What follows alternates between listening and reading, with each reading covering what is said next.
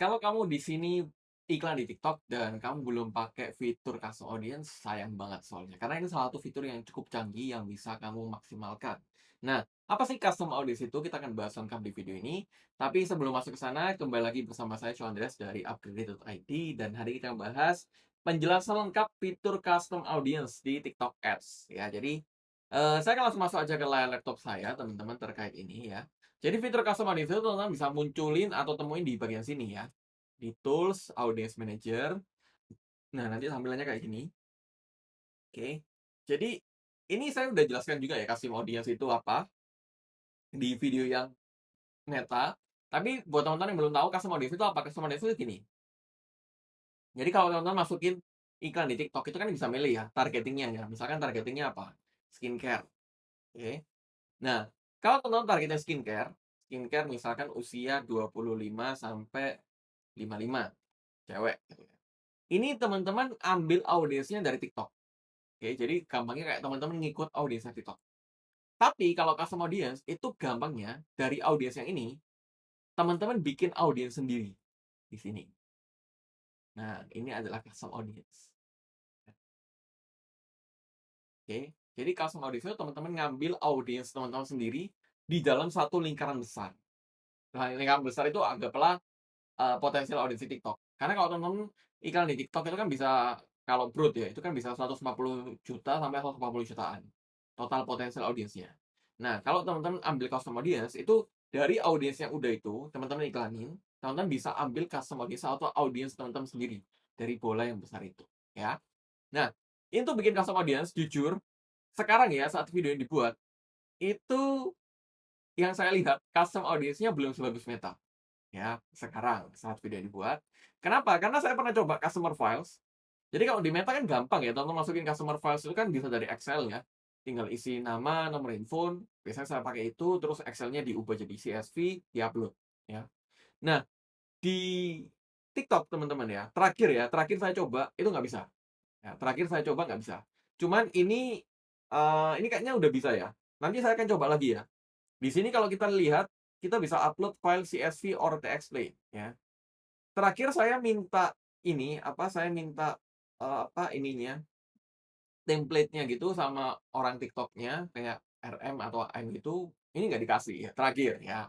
Tapi karena saya terakhir pernah upload, itu nggak bisa sih pakai format yang sama kayak Meta, ya. Jadi saya minta, dari AM-nya, "Tolong dong template-nya kayak gimana sih?" Nah, waktu itu kayaknya lupa atau gimana, nggak dikasih akhirnya. Jadi, saya belum pernah coba custom audience yang masukin database customer lewat TikTok, ya. Kalau teman-teman udah pernah coba, boleh dong dibantu tulis di kolom komen, ya.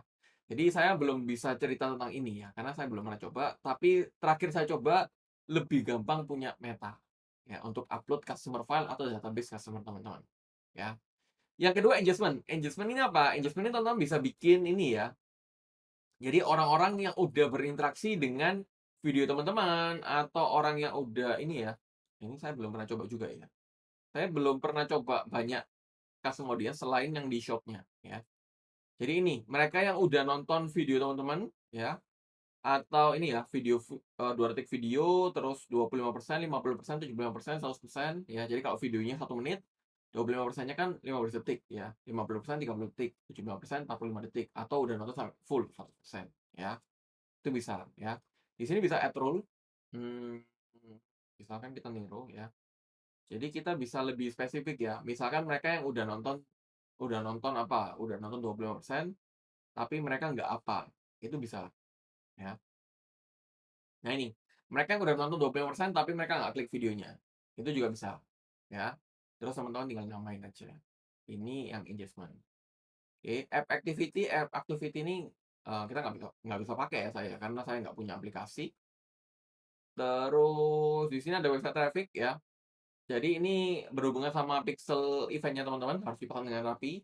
Jadi bisa ini sama ya kayak Meta ya, kita bisa masukin nih. Nah, ini juga bisa masukin URL. Nah, ini kalau teman-teman belum lihat yang video Meta, saya coba jelasin ya. Misalkan nih, saya punya landing page, kelas copywriting.com iklan. Terus saat landing page itu diklik tombolnya, itu diarahkan ke kelas copywriting.com/payment. Nah, kita bisa masukin. Jadi kita bisa ngejar orang yang udah lihat kelas copywriting.com/iklan, tapi mereka sampai payment. Itu bisa dikejar lagi ya. Caranya di sini, kita masukin view content ya. Ini saya belum set pixelnya ya di akun iklannya jadi nggak ada.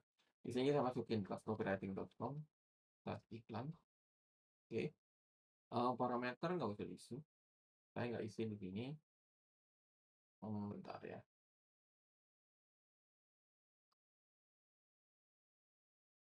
Oke, di sini saya pakai ini, saya masukin add to cart, terus di sini kelascopywriting.com/payment. Nah, ini kita bisa kejar lagi. Oke, terus tinggal dimasukin nama audiensnya. Itu bisa. Tapi saya belum pernah coba ya kalau di TikTok. Pakai yang pixel event. Lead generation, lead generation ini orang-orang yang masuk ini ya, isi form atau yang lihat formnya itu bisa teman-teman kejar lagi. Cuman saya nggak pernah pakai.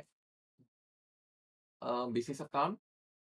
Business account ini mirip ya kayak punya Meta ya. Jadi orang yang udah follow akun kamu, orang yang udah nonton videonya, orang yang hanya profile visit, ya itu bisa teman-teman masukin. Tapi ininya ya, tiny apa, nama apa, time range-nya itu nggak ini ya, nggak sepanjang Meta ya. Kalau Meta kan bisa 365 hari ya, atau tahun terakhir. Kalau ini TikTok maksimal 30 hari, ya. Ini bisa tonton buat, jadi tonton bisa add rule ya, misalkan orang yang udah visit tapi mereka nggak follow. Nah, itu tonton bisa kejar lagi, oke. Atau orang yang udah visit tapi, ini, orang yang udah visit tapi nggak engage sama teman-teman. Nah, ini bisa di-exclude ya. Nah ini. Nah ini, orang yang udah visit tapi nggak follow, atau orang yang udah visit tapi nggak engage sama akun teman-teman. Nah, itu bisa, tapi dalam 30 hari terakhir. Nah, yang saya sering pakai itu adalah yang offline activity nggak pernah. Ini shop activity ya. Jadi ini kita bisa kejar nih orang yang udah lihat produk teman-teman, oke, dalam 180 hari terakhir atau 6 bulan terakhir ya.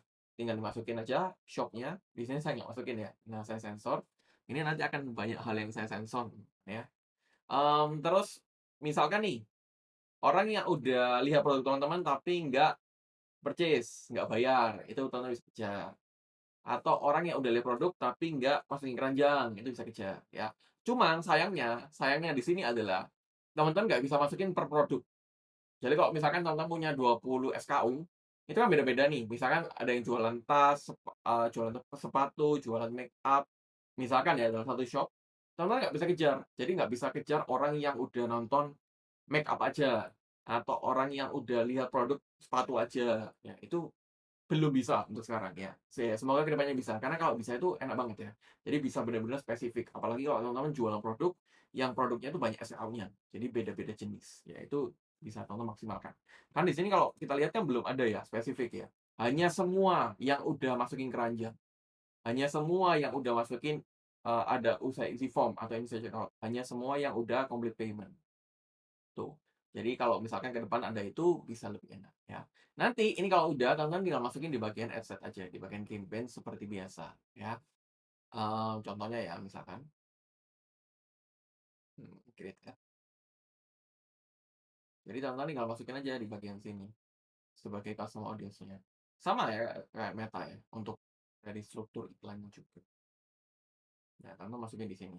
Nah, ini teman-teman masukin apa tadi, misalkan CAIC ya. Terus exclude apa, exclude orang apa. Cuma teman-teman perlu perhatikan ini ya, audiensnya ya. Karena waktunya nggak bisa terlalu panjang, ya jadi audiensnya itu biasanya kecil ya. Itu yang harus teman-teman ya. Dan kurang lebih teman-teman itu aja di video ini terkait penjelasan semua fitur custom audience di TikTok Ads. Semoga membantu buat teman-teman. Seperti biasa kalau ada pertanyaan silahkan tulis di kolom komen dan pastikan kamu subscribe channel ini plus aktifkan loncengnya untuk dapatkan informasi terbaru seputar digital marketing, digital teknologi, dan digital automation untuk tingkatkan omset bisnis kamu. Itu aja di video ini, sampai jumpa di video yang